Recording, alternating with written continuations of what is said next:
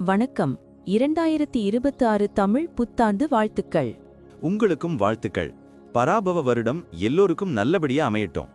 ஜோதிடம் பத்தி உங்களுக்கு என்ன தெரியும்? இது ஒரு பழங்கால அறிவியல்னு சொல்றாங்களே, அது உண்மையா? ஆமா, ஜோதிடம்ங்கிறது கோள்கள் நட்சத்திரங்களோட நிலைய வச்சு நம்மளோட எதிர்காலம், குணம், வாய்ப்புகள் இதையெல்லாம் கணிக்கிற ஒரு முறை. உலகத்துல பல கலாச்சாரங்கள்ல ஆயிரக்கணக்கான வருஷங்களா இதை பின்பற்றி வர்றாங்க. அப்போ வேத ஜோதிடம்னு ஒன்னு இருக்கே, அதுக்கும் இதுக்கும் என்ன சம்பந்தம்? வேத ஜோதிடம், அதாவது இந்திய ஜோதிடம், சந்திரன், நட்சத்திரங்கள், கோள்களோட சஞ்சாரம் இதையெல்லாம் முக்கியமா எடுத்துக்குது. ஒவ்வொரு ராசி லக்னம், கிரக அமைப்பும் ஒருத்தரோட வாழ்க்கையில பலவிதமான தாக்கங்களை ஏற்படுத்தும். இது எல்லாமே அவங்கவங்க ஜாதகத்தை பொறுத்து அமையும். சரி, 2026 தமிழ் புத்தாண்டு, அதாவது பராபவ வருஷத்துல கிரக நிலைகள் எப்படி இருக்கும்? இதனால நமக்கு என்ன மாதிரி பலன்கள் கிடைக்கும்? அதை தான் இப்போ நம்ம பார்க்க போறோம். இந்த பராபவ வருஷத்துல 12 ராசிக்காரர்களுக்கும் என்னென்ன சிறப்பு பலன்கள் இருக்குன்னு ஜோதிட ரீதியா நம்ம பார்க்கலாம். ரொம்ப சுவாரஸ்யமா இருக்கே. இத தெரிஞ்சுக்கிறதுக்கு முன்னாடி நம்ம சேனலை சப்ஸ்கிரைப் பண்ணாதவங்க உடனே சப்ஸ்கிரைப் பண்ணிடுங்க. ஆமா, பெல் பட்டனையும் கிளிக் பண்ணி வச்சுக்கோங்க. அப்பதான் நம்ம போடுற வீடியோஸ் உங்களுக்கு உடனுக்குடன் நோட்டிபிகேஷனா வரும். சரி, வாங்க வீடியோக்குள்ள போலாம். 2026 துலாம் ராசிக்காரர்களுக்கு எப்படி இருக்க போகுதுன்னு தெரியுமா? தமிழ் புத்தாண்டு பலன்கள் ரொம்பவே சூப்பரா இருக்குதாம். அப்படியா? கேட்கவே சந்தோஷமா இருக்கே. என்னென்ன நல்ல விஷயங்கள் நடக்க போகுதா? இந்த வருஷம் நிறைய புது அனுபவங்களும் வாய்ப்புகளும் வரப்போகுதாம். துலாம் ராசிக்காரங்க எப்பவுமே சமாதானமா நீதியா இருப்பாங்கல்ல, அதுவே அவங்களுக்கு ரொம்ப உதவுமாம். மனசுல அமைதியும் நிம்மதியும் இருக்கும்னு சொல்லிருக்காங்க. கேட்கவே நல்லா இருக்கே. புது முயற்சிகள்லாம் வெற்றி தருமா? கண்டிப்பா. புதுசா என்ன ஆரம்பிச்சாலும் சக்சஸ் ஆகுமாம். சமூகத்துல அவங்களோட மதிப்பு உயருமாம். ஆன்மீகத்திலையும் நாட்டம் அதிகமாகுமாம். மொத்தத்துல இந்த வருஷம் அவங்களுக்கு ரொம்பவே சாதகமா இருக்கும்னு சொல்லிருக்காங்க. சூப்பர். குடும்ப வாழ்க்கை எப்படி இருக்கும்?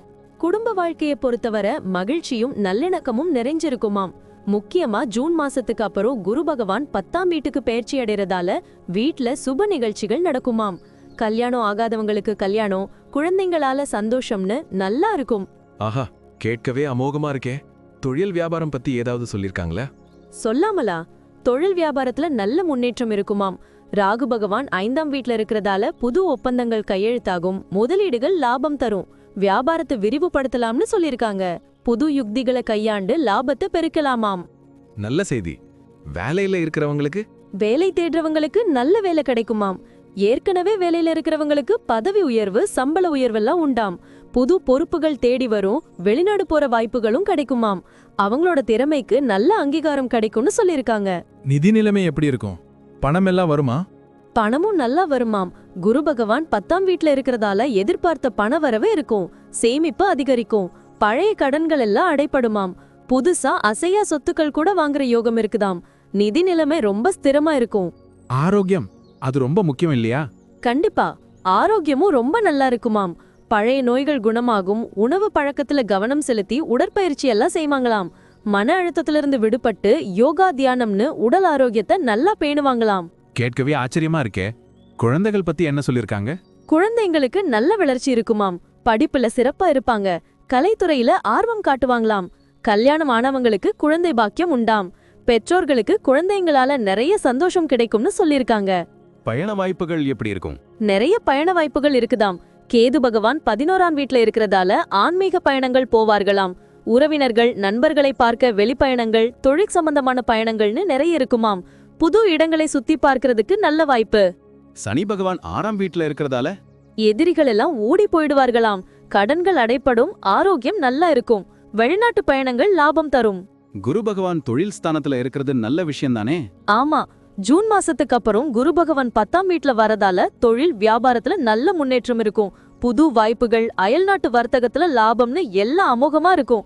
வெளிநாடு போய் தொழில் செய்யற வாய்ப்புகளும் வருமாம். ராகுவும் கேதுவும் எப்படி இருப்பாங்க?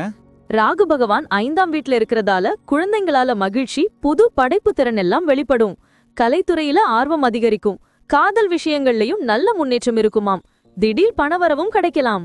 கேது 11ஆம் வீட்ல இருக்கிறது லாபத்தை அதிகரிக்குமே? ஆமா, கேது பகவான் 11ஆம் வீட்ல இருக்கிறதால எதிர்பாராத லாபங்கள், நன்மைகள் எல்லாம் உண்டாம். சமூகத்துல செல்வாக்கு அதிகரிக்கும். செல்வம் சேரும், முயற்சிகள் எல்லாமே வெற்றியே தேடி தருமாம். அப்பன்னா மொத்தத்துல துலாம் ராசிக்காரங்களுக்கு 2026 ஒரு சூப்பர் வருஷமா இருக்கும் போல. கண்டிப்பா அற்புதமான ஆண்டாம். புது வாய்ப்புகள், சேலஞ்சஸ் எல்லாத்தையும் எதிர்கொள்ள தயாரா இருப்பாங்களாம். குடும்பத்திலையும் வேலையிலையும் சந்தோஷம், நிம்மதி நிலைச்சிருக்குமாம். எல்லா துறையிலையும் முன்னேற்றம் கண்டு எதிர்காலம் பிரகாசமா இருக்கும்னு சொல்லியிருக்காங்க. இந்த தகவல் எல்லாம் கேட்கவே ரொம்ப நம்பிக்கையா இருக்கு. எனக்கும் ஒரு ஜாதகம் கணிச்சு பார்க்கணும்னு தோணுது. இவ்வளவு நேரம் நம்ம பார்த்த இந்த பலன்கள்லாம் பொதுவானவே மட்டும்தான். ஆமாங்க, உங்களுடைய தனிப்பட்ட ஜாதகத்தை பொறுத்து சில விஷயங்கள்ல மாற்றங்கள் இருக்கலாம். இருந்தாலும் நாங்க சொன்ன பெரும்பாலான விஷயங்கள் உங்க வாழ்க்கையில நடக்கும்னு நம்புறோம். இந்த வீடியோ உங்களுக்கு பிடிச்சிருந்தா மறக்காம லைக் பண்ணுங்க, உங்க நண்பர்களோட ஷேர் பண்ணுங்க, அப்புறம் நம்ம சேனலை சப்ஸ்கிரைப் பண்ணுங்க. பக்கத்துல இருக்கிற ஆல் பட்டனையும் கிளிக் பண்ணி வச்சுக்கோங்க. அப்பதான் நாங்க புதுசா போடுற வீடியோக்கள் உங்களுக்கு உடனுக்குடன் நோட்டிபிகேஷனா வரும். உங்களுடைய எதிர்கால வெற்றிக்கு எங்களுடைய மனமார்ந்த வாழ்த்துக்கள். நம்பி வாழ்க வளமுடன்.